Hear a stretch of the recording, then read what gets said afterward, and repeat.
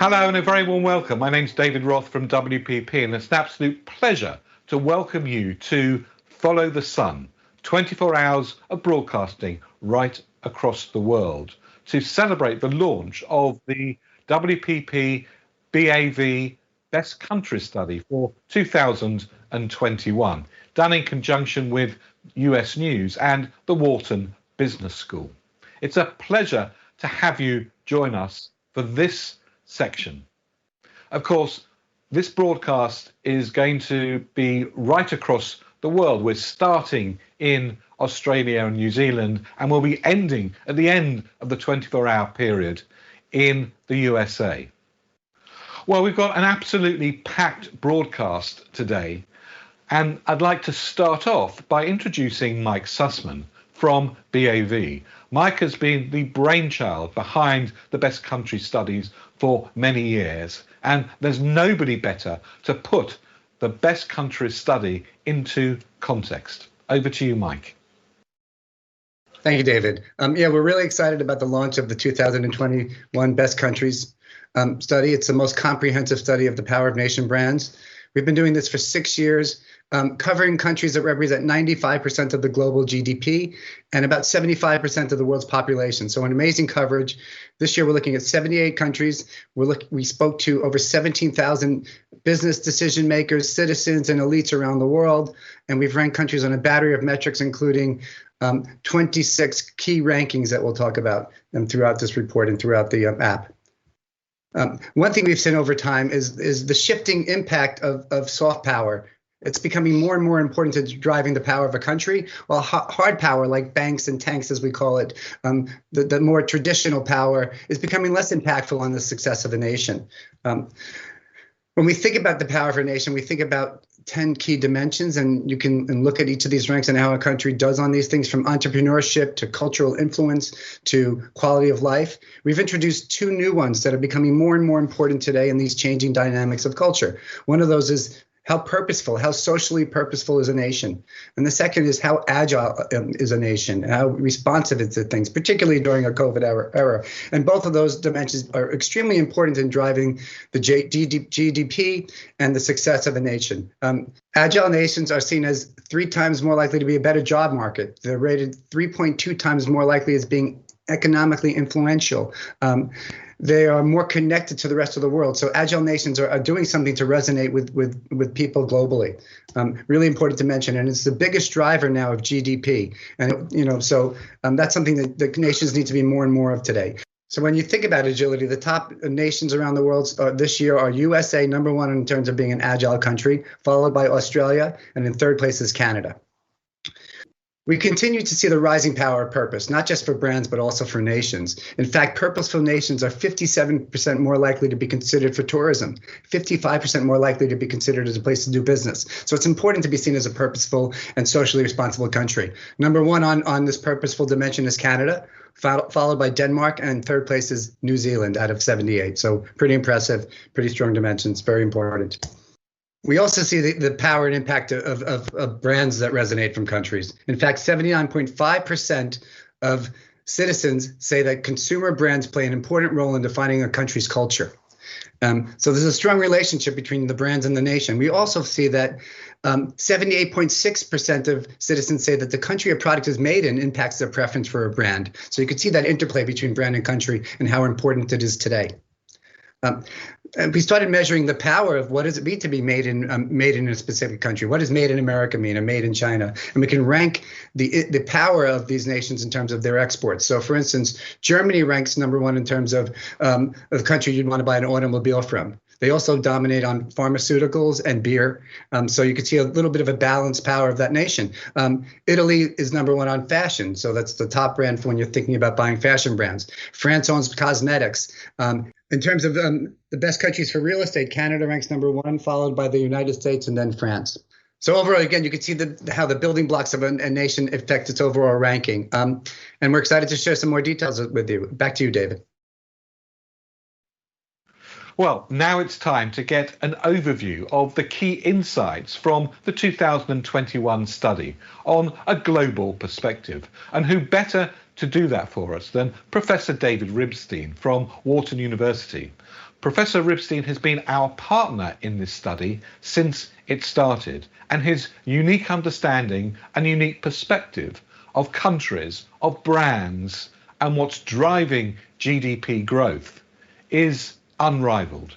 So let's hear from David now. Hello, I'm Dave Ribstein. I'm a marketing professor at the Wharton School at the University of Pennsylvania. I've been involved with the Best Country Study since its inception. This year has been a different year. It's been a transformational year. There's been many things that have affected how we view countries and how we live our particular lives. First and foremost, obviously, we've had to deal with the COVID-19 and the tragic loss of millions of lives all around the world. Accompanying this has been the huge impact on economies of various different countries, leading to an overall global recession. Some countries have handled the pandemic well, such as South Korea and Taiwan and several others, whereas other countries have not handled it nearly as well. Accompanying this pandemic has been the subsequent vaccine distribution. And this has required acquisition of vaccines as well as some form of equitable distribution of those. Perhaps Israel has been the country that has done the best at it. There are others that are catching up, but there are other countries that are still struggling today with trying to manage the vaccine distribution. A third major thing that's been happening this year has been the Black Lives movement that originated in the United States and has found it in various other countries all around the world. Climate impact has been a major event that's happened in various different countries. Perhaps the most notable are the brush fires that happened in Australia. We've seen other events, such as the explosions that happened in the Beirut port, killing millions of lives. And of course, we could not ignore Brexit and the impact that's had on the British economy, as well as the economies of Europe. Many, many events have made this year an exceptional year. And it's part of what it is that we've all had to adjust to. Perhaps the greatest impact, of course, has been the pandemic. And what we have witnessed as individuals is we see that how we buy and where we shop, that's changed. How we work, many of us working from home, some of us not having jobs. So there's been a dramatic impact for individuals, where we eat and how we interact with family and friends, dramatically affected, and we've had to adapt. Businesses have had to adapt as well. And what they have had to do is how they connect with their customers has changed. Meetings have changed. The ability to have trade shows dramatically affected. The whole supply chain has been disrupted. And certain industries, such as the hospitality industries or the airline industry, have been dramatically affected, with sporting events being canceled throughout the world. So many, many industries have suffered as a result. And when I've talked to business leaders, almost inevitably, what it is that they tell me is they've needed to be agile. And it sort of is the buzzword that I hear from companies. But that's not restricted to just individuals and companies. Countries have had to adapt as well. And what it is that we have seen is we see, obviously, trying to get the healthcare systems up to speed and handling with this medical crisis that we've got. And getting medical supplies to the hospitals and to individuals has also been an issue. But trying to cope with the unemployment levels and trying to deal with that and supporting the local governments has been a major issue for countries all around the world. And what countries have had to do they've had to adapt as well. Well, we too at the Best Country Study have had to go through our own adaptations. We've added 13 new attributes that we use for evaluating countries, and we have taken one of the previous dimensions, that of citizenship, and we have morphed it into a dimension that we call social purpose. And what is social purpose? It has many of the dimensions that we had in citizenship, but it also includes dimensions such as human rights and racial equality and social justice and climate concern, that have all been attributes that now feed into the social purpose dimension. And we've added a new dimension. And this new dimension, this new overall factor is one of course, agility. And what is it that we have feeding into agility? Our perceptions of countries in terms of their adaptability and in terms of responsiveness and how progressive they are and how modern they happen to be and how dynamic they are, all feed into this agility dimension. So with that said, let's take a look at the latest rankings that we have.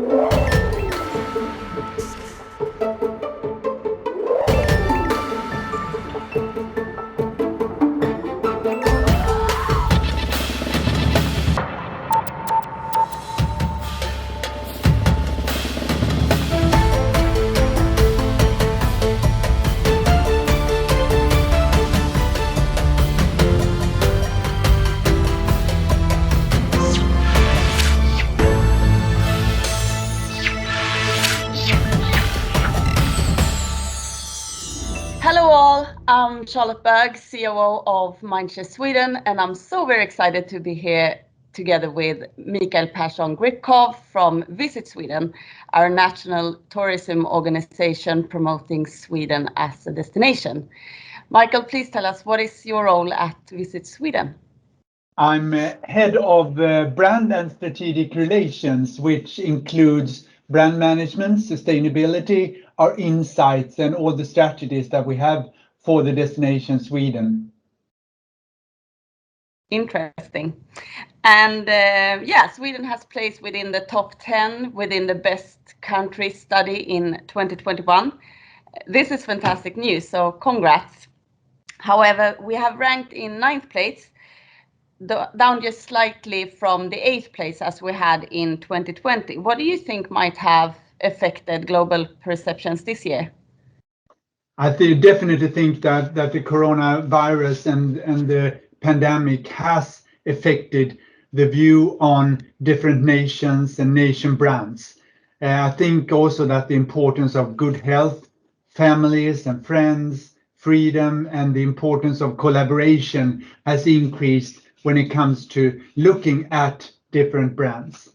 When commenting on the drop, I would say from the 8th to the 9th place, this is not something that we would worry for. It's a stable position, I would say, which we see in other nation brand studies, which we follow thoroughly as well. And we can see that Sweden is a very stable brand that has a good reputation all around the world. Some places it's very well known, and in some other places the wellness could be improved. But when it comes to tourism, we could see that domestic tourism has increased in importance, and people want to travel if they want to travel closer to their homes.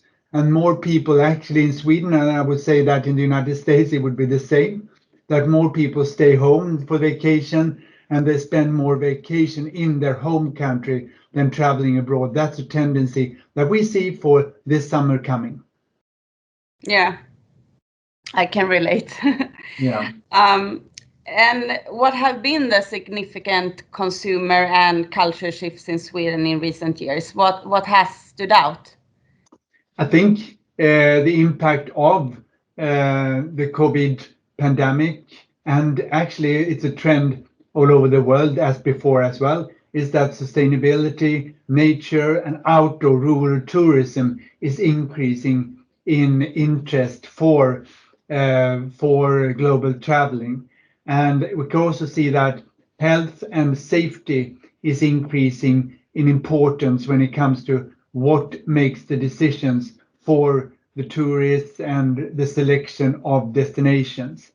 And as I said before, sustainability is becoming more and more important, even though it's something that you take for granted. It's something, if a destination is not sustainable, you don't go there. It's really something that is taken for granted, that all countries work with sustainability now and take it as one of the major things to work with and improve their nation brand performance. I would also say that you could also see tendencies when it comes to individual marketing, that people wants to be directed directly to me. Yeah, they don't want to be part of a big group when they are communicated to. So therefore, our task is really to adapting products and services to individual needs, which is a change for our communication in the last years.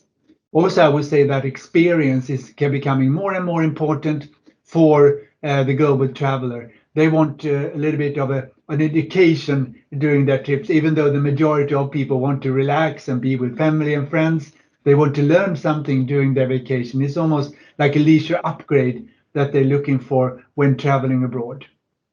So those are the big changes. And of course, the digitalization, which is changing behaviors continuously. You want efficiency, you want to take decisions immediately. And therefore, that is, of course, something that is changing our communication and our way of working as a national tourism organization. Yeah. So in the study, Sweden's top factor ranking is quality of life, where we ranked third. And I can certainly attest to this personally, but why do you think this perception exists? Yeah, I'm really happy for this as well, for this placement, which I think comes from our way of living in Sweden, where work-life balance is important, where we have low hierarchies in the working field, with the boss is not a big boss, it's a cooperation partner in another way. And also going back to nature again, nature is something that we take for granted, and it's really part of the majority of Swedes' life. Nature is just around the corner wherever you live, even though you live in a big city like Stockholm. It only takes you 20 minutes and you're out in the deep woods. I would say you have nature close to you wherever you are. And of course, equality between the sexes, between sexual orientation and so on, is also important for the quality of life, which has been something that we have taken for granted for a very, very long time. And Sweden has been in the forefront of these equality decisions for the country and the people. Yeah, and when I go abroad or before Corona, and mentioning that I'm from Sweden, I feel that people often know about our maternity-paternity system, which I think is part of this quality of life as well. Yeah, we often mention the latte daddies that go around with the trolleys in downtown Stockholm. It's like four different fathers going around with the trolleys with the kids, and that's something that has been commented a lot when the fathers go into parental leave. Yeah. But regarding quality of life, how has the Corona pandemic affected this area, in your opinion? Of course, it's something that has been affected, as people have not been able to travel, have not been able to see friends and relatives, and being able to travel abroad. I think Swedes are one of the people who travel the most abroad. We're very international oriented, and therefore a lot of Swedes have cancelled their international traveling last year and will do so during the summer as well.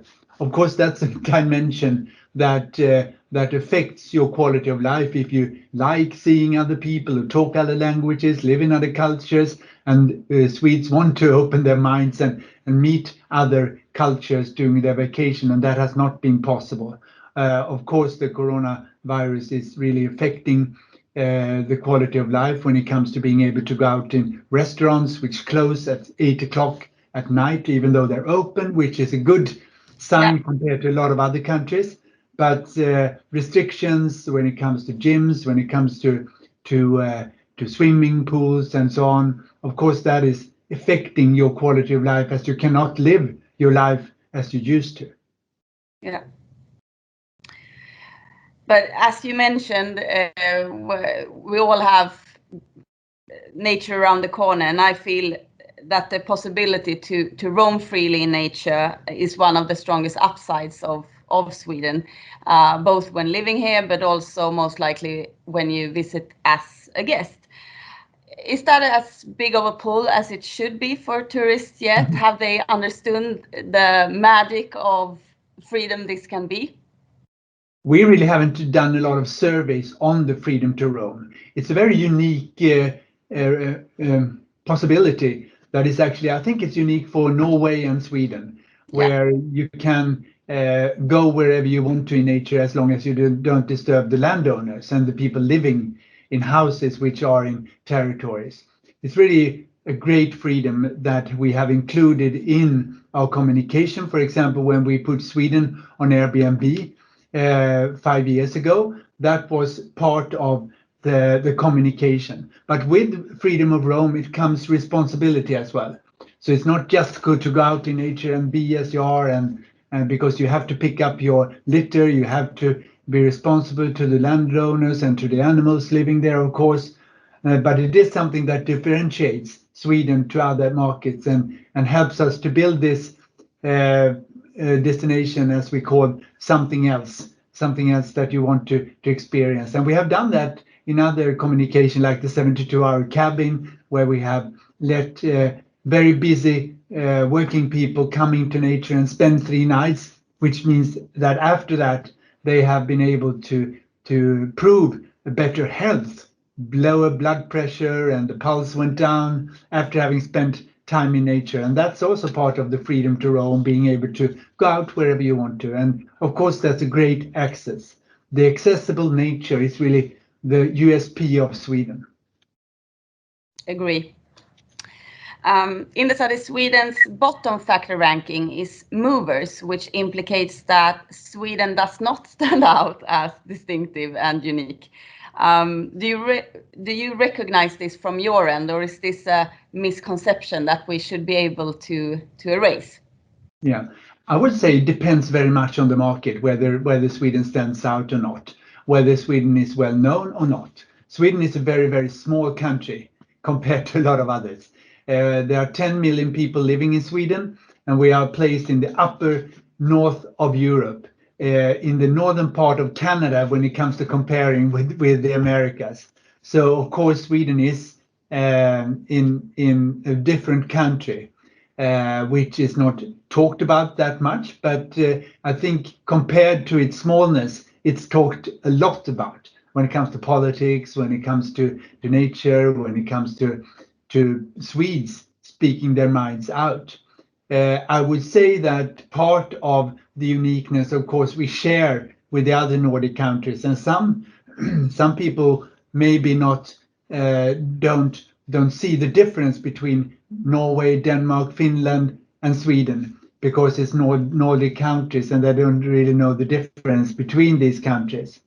But all these countries rank in all nation brands indexes high on governance and on beautiful nature. So we have that in common as an area of the world. But in other studies, Sweden does really stand out, because Sweden, for example, in the World Values Survey, we have the highest score when it comes to secular, rational, and self-expression values, and really have a unique position in that study. So Sweden is very, very different compared to a lot of other countries where we have high emphasis on tolerance, trust, subjective well-being, and self-expression, which is crucial for Swedes, for the well-being of Swedes, I would say, and is part of our culture. So, and when it comes to tourism, of course, we have different places to go to. We have the world's first ice hotel, which combines a hotel experience and an art adventure in ice.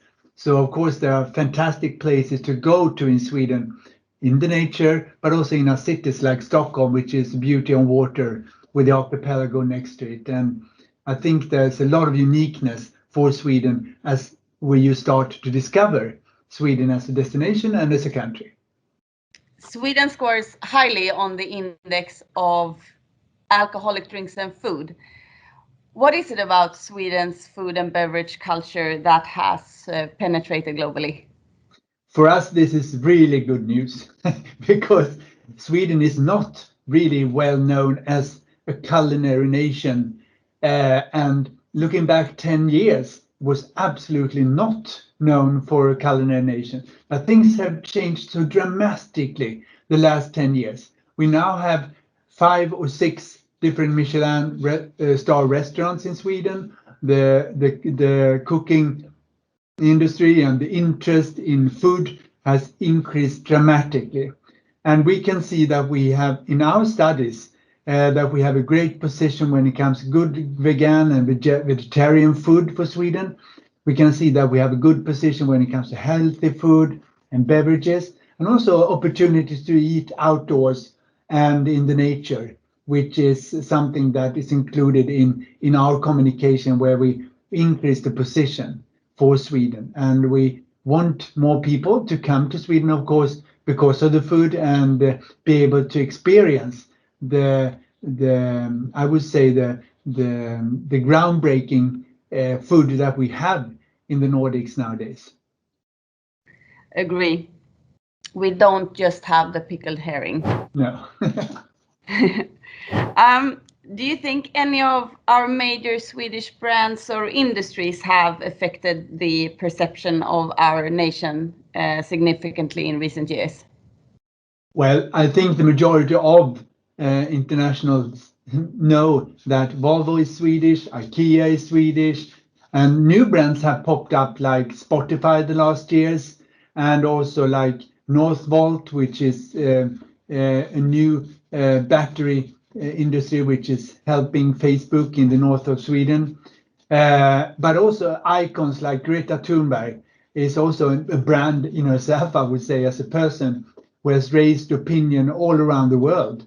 So therefore, I think Swedish brands are really working with and securing that Sweden is shown in the marketplace. Some of these, like H&M, are working with an international position and don't go out and say it's a Swedish brand, but they're out there and they work with Swedish values as the core of their operations.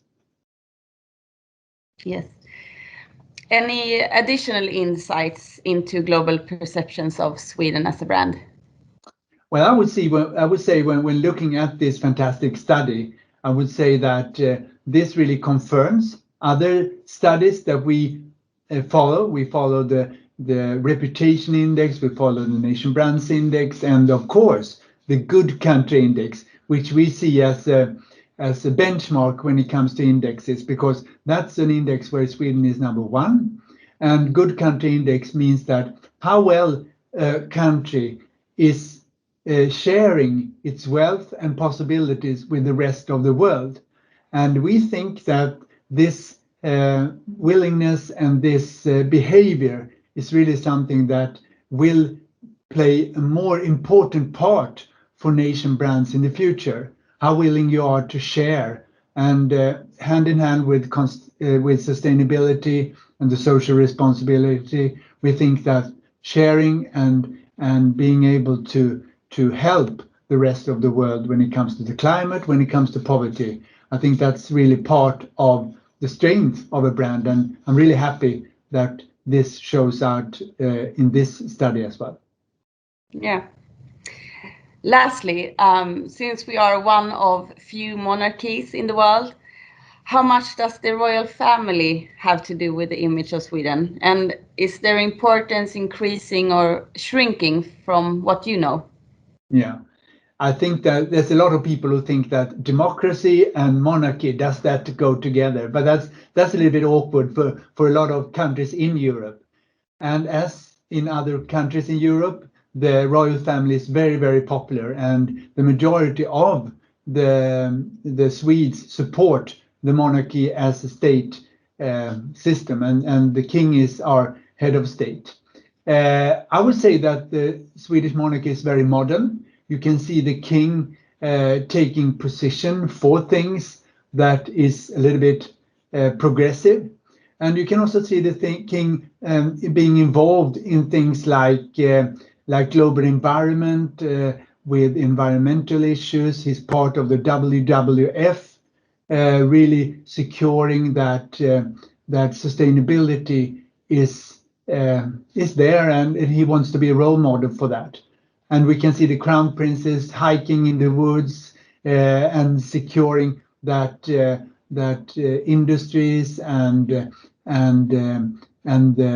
the wealth of Sweden is enforced.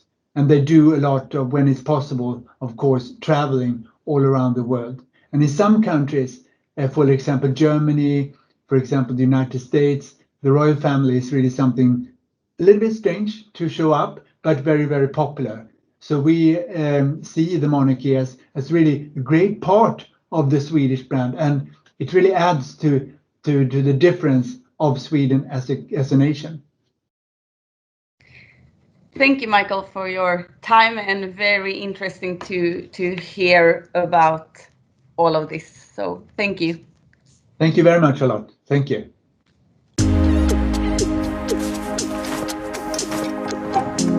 Did you know, in Sweden, the tap water is among the best in the world? And unlike bottled water, this tap water is always fresh.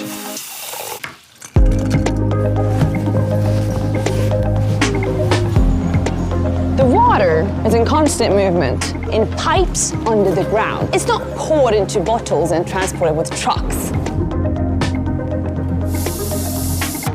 So, you can find it in taps everywhere, and it's always clean and cold. This lake, right here, supplies millions of Swedes with drinking water. Now, can you think of anything more locally produced than that?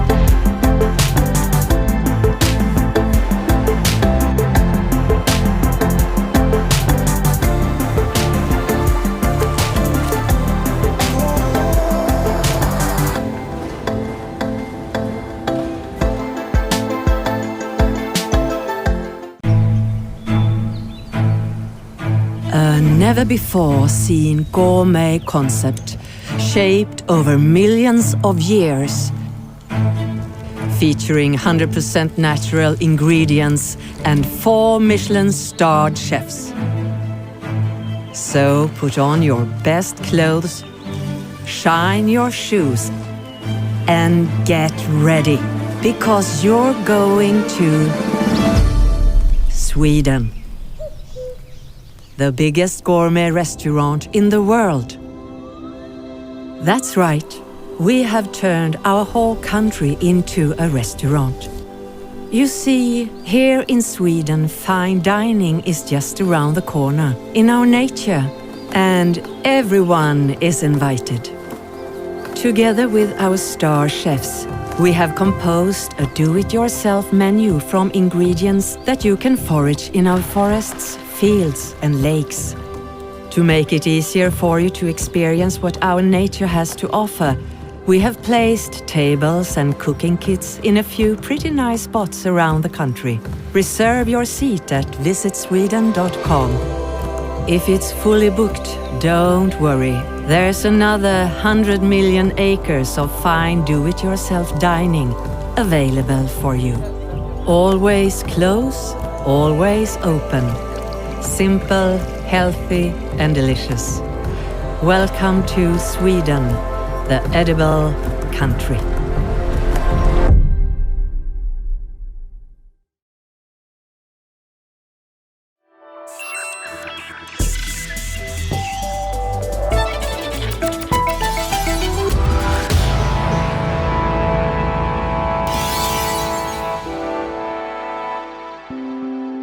Well, thank you all very much indeed.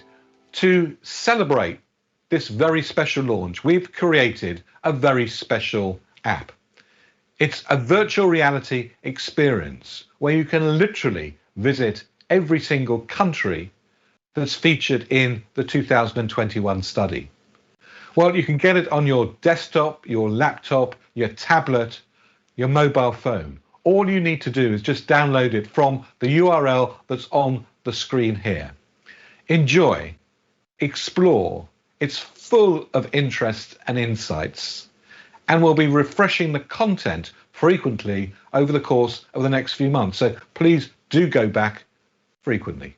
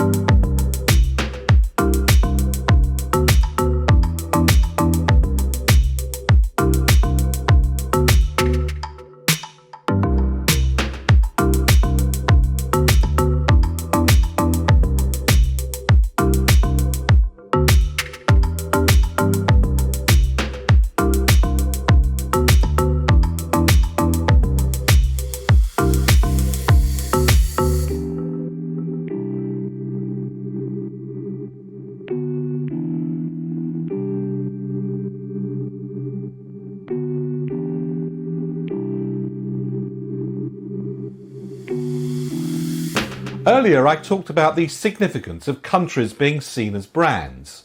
This is being increasingly realised right across the world, not just by business leaders, but by governments at the most senior of levels. I caught up with the Prime Minister of the Netherlands and asked him how important he believes country brands are.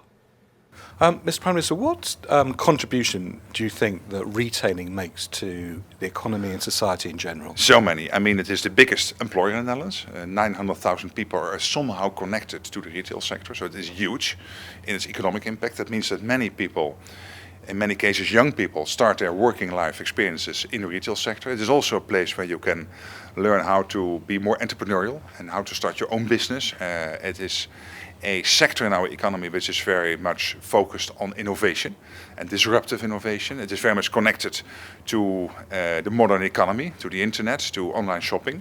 So there are so many positives. And it's also a place where people come together. It's also a sort of community place. In some of the stores, people drink a cup of coffee, meet friends, and then buy some stuff. So it has many, many impacts on society. Mr. Prime Minister, you had a fantastic career at Unilever. You obviously know brands very well. Do you think country brands are as important as product brands? Oh, they're crucial. And what I found in this job is that the brand of Amsterdam, the brand of the Netherlands, the brand of Eindhoven, or the whole commercial area around cities like Zwolle and Amersfoort are crucial for our international standing. And the fact that you can bike to school as a child, that it's relatively safe here, that there are so many possibilities when you like sports or culture. And I really learned to brand that much more than we did already. One last question, Mr. Prime Minister. What advice would you give retailers today who are under a lot of pressure, under a lot of stress? Everything's changing very fast. Yeah, but still, at the same time, you are in a fascinating sector. So enjoy what you are doing. We live only once. This is the real thing. This is not the. So you have to make the best of it. And there are so many opportunities for good salespeople, for good businessmen and women, to make use of all those opportunities which are out there, and do realize that you play a very important part in societies. You are really part of society. Mr. Prime Minister, thank you very much indeed. Thank you very much. Thank you. Bye-bye. Okay, bye-bye. Bye-bye. Wow, I can't believe it. We've come to the end of our broadcast. We're almost out of time. I'd like to thank everybody who participated in today's broadcast. And just to remind you again, please do download the app and enjoy going virtually into every single one of our countries in this year's 2021 Best Countries Study. So from me, David Roth, thank you very much indeed. And Mike, thank you very much indeed as well. My pleasure. And feel free to reach out if you have any questions. Thank you. Well, have a great rest of the day. Thank you very much indeed for joining us. We really appreciate it.